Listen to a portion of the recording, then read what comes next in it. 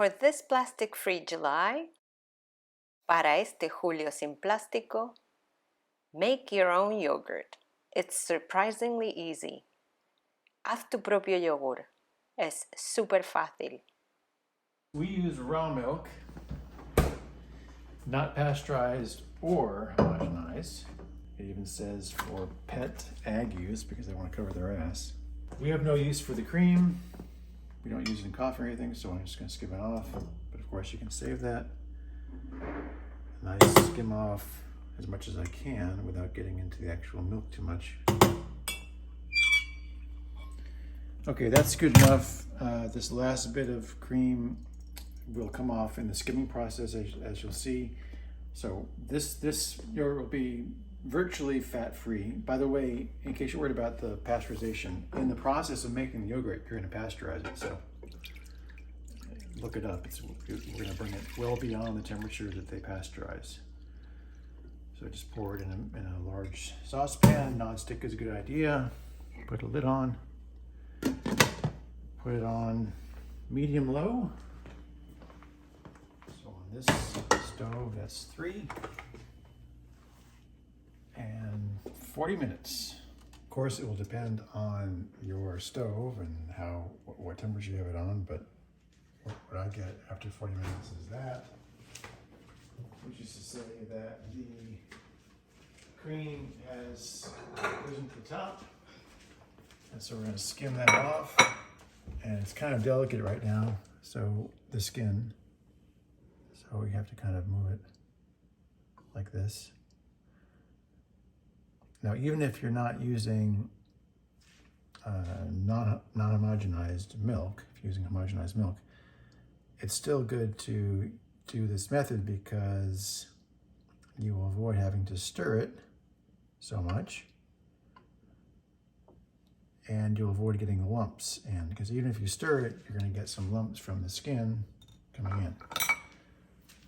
So at this point, if you're using homogenized milk, you might not have much to skim off, but that's what I do. Now I put it on, just keep it on, cover it again for 20 more minutes. So it's been an hour altogether, and that's what it looks like when it's ready. Those clumps of little bubbles. So it's on its way to boiling, but not boiling. You don't want it to get that hot. Here, you skim it again. And at this point, the skin is a bit more solid, it's a bit easier to get it all.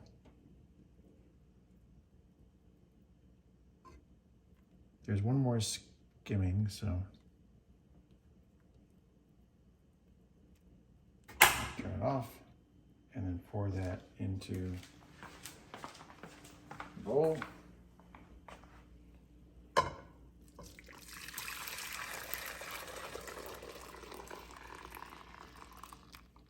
Yeah, you expect this to be, maybe light golden brown at most, but obviously you don't want that to be dark brown or black. That means it's gone too long. This should be 180 degrees. I know for a fact it is, but of course when you first get used to this process, you should test this to make sure it's 180 degrees. It should be 180 or higher, but no more than 200 degrees.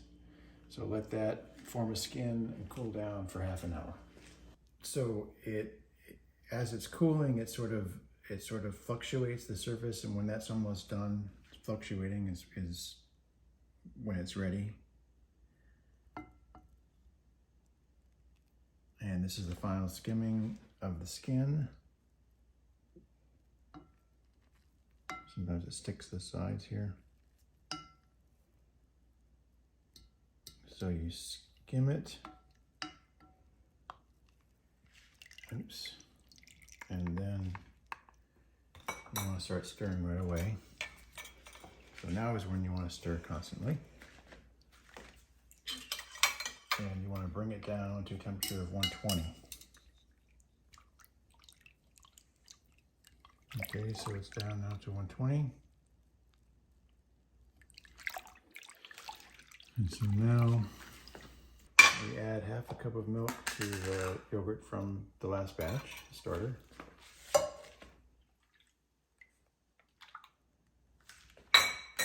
And whisk this.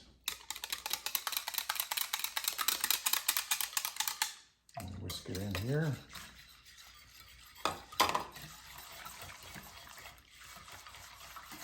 And put it in the oven. And just turn the light on. Having the light on for the oven is all the heat it needs to stay warm. And then you do that and let it go for 12 hours, so 9:40 in the morning. Okay, 12 hours later. Still a little bit warm to touch. So I think maybe the yellowish is some leftover remnants of cream, which is fine with me. It's normal for it to separate a bit. I think that's the whey, which has lots of protein, so I don't separate it out. Although I suppose you could. So mix this through. Okay, then you need to take out 3 to 4 tablespoons for next time.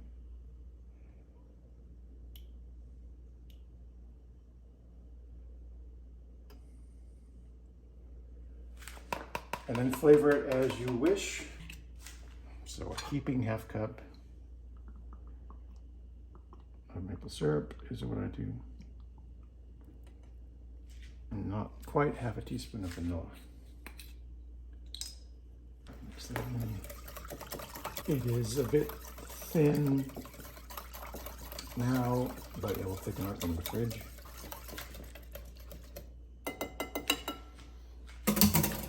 Got yourself 2 quarts of yogurt.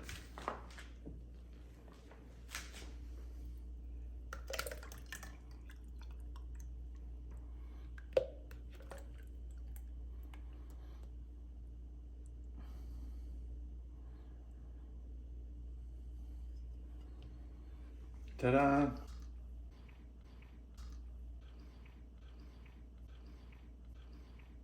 Yummy bones!